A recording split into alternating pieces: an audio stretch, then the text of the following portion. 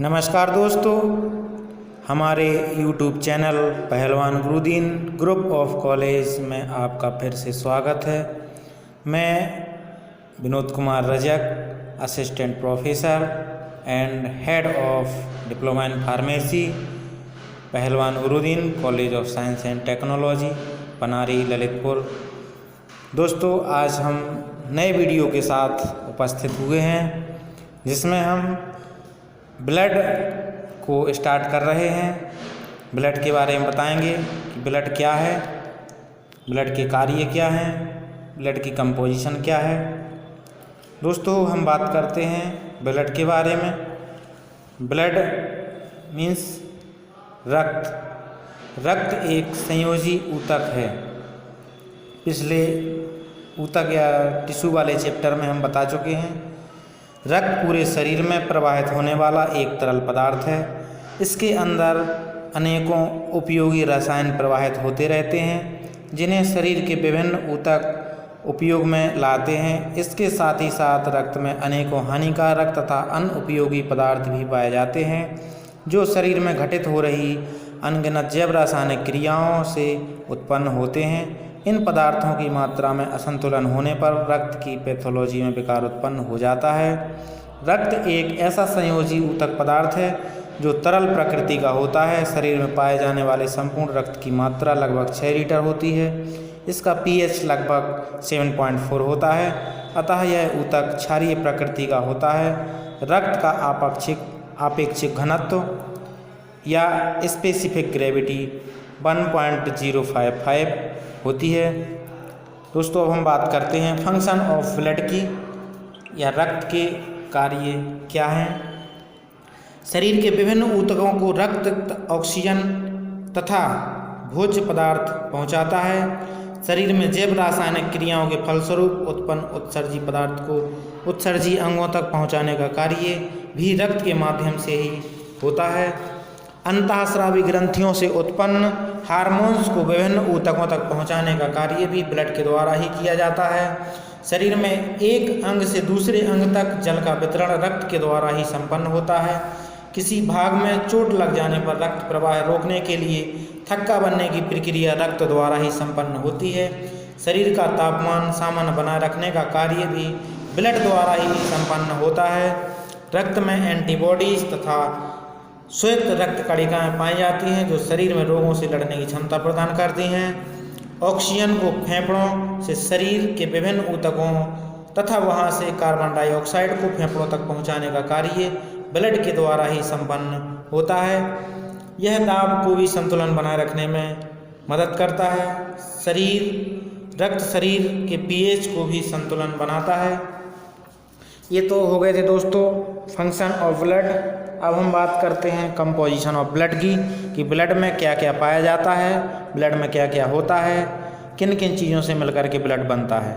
रक्त में पाए जाने वाले पदार्थ को प्लाज्मा कहा जाता है जिसमें रक्त कणिकाएं वितरित रहती हैं। रक्त 2 भागों में बांटा गया है, प्लाज्मा एंड ब्लड सेल्स। तो हम बात करते हैं प्लाज्मा के बारे में। कॉन्स्टिट्यूएंट ऑफ प्लाज्मा, इनमें जल की मात्रा लगभग 91% तक होती है। प्लाज्मा में पाए जाने वाले प्रमुख proteins albumin, globulin and fibrinogen हैं। प्लाज्मा के अन्य अवयव जैसे glucose, sodium chloride, iron, urea, uric acid and cholesterol है। फर्स्ट बात करते हैं हम दोस्तों सीरम के बारे में। सीरम क्या होता है? प्लाज्मा में उपस्थित फाइब्रिनोजन को अवक्षेपित कर दूर कर देने के बाद जो बचा हुआ तरल निकलता है उसको हम सीरम कहते हैं। जैसे प्लाज्मा में से फाइब्रिनोजन निकाल देंगे तो सीरम हमें प्राप्त होगा। सेकंड बात करते हैं प्लाज्मा प्रोटीन के बारे में। प्लाज्मा प्रोटीन क्या होती है? रक्त में उपस्थित प्लाज्मा प्रोटीन की मात्रा लगभग 7 से 8% होती है। प्रमुख प्लाज्मा प्रोटीन्स निम्न हैं। फर्स्ट हम बात करते हैं एल्बुमिन की, जो कि प्लाज्मा प्रोटीन है। रक्त में इस प्रोटीन की मात्रा सर्वाधिक होती है। यह लीवर में संश्लेषित किया जाता है। रक्त में पाया जाने वाला परासरण दाब एल्बुमिन के कारण ही होता है। सेकंड बात करते हैं प्लाज्मा प्रोटीन की, जो कि ग्लोब्यूलिन है। इसका निर्माण लिम्फोइड टिश्यू में होता है। ब्लड में पाई जाने वाली एंटीबॉडीज तथा प्रतिरक्षण तंत्र ग्लोब्यूलिन से ही संश्लेषित होता है। नेक्स्ट प्लाज्मा प्रोटीन है फाइब्रिनोजन। यह प्रोटीन भी यकृत में संश्लेषित किया जाता है। रक्त के थक्का बनाने का गुण फाइब्रिनोजन की उपस्थिति के कारण ही संभव होता है। नेक्स्ट है प्लाज्मा प्रोटीन्स के कार्य। Function of plasma protein. Hormone, iron आदि का परिवहन प्लाज्मा प्रोटीन के माध्यम से ही संपन्न होता है। प्लाज्मा प्रोटीन्स रक्त का प्रसारण दाब तथा इसके कुल आयतन को समान बनाए रखने में भी मदद करता है। रक्त की श्यानता इन्हीं प्लाज्मा प्रोटीन्स की उपस्थिति के कारण होती है। रक्तचाप का नियमन इसकी श्यानता द्वारा ही होता है। रक्त का थक्का बनाने की क्रिया के लिए फाइब्रिनोजन प्रोटीन एक महत्वपूर्ण अवयव है। रक्त में उपस्थित एंटीबॉडी तथा प्रतिरक्षण तंत्र का संश्लेषण ग्लोब्यूलिन प्रोटीन के द्वारा किया जाता है। नेक्स्ट है रक्त में पाए जाने वाले सेलुलर एलिमेंट। रक्त में मुख्यतः 3 प्रकार की कोशिकाएं पाई जाती हैं। फर्स्ट है आरबीसी या रेड ब्लड सेल्स, इनको एरिथ्रोसाइट के नाम से भी हम जानते हैं।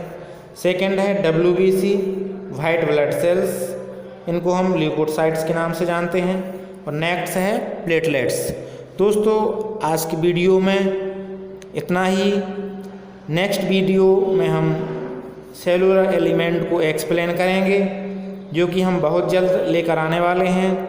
दोस्तों अभी तक आपने हमारा चैनल सब्सक्राइब नहीं किया है तो प्लीज़ सब्सक्राइब करें।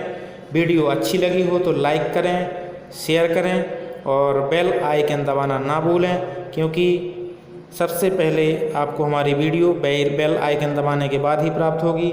वीडियो सुनने के लिए धन्यवाद।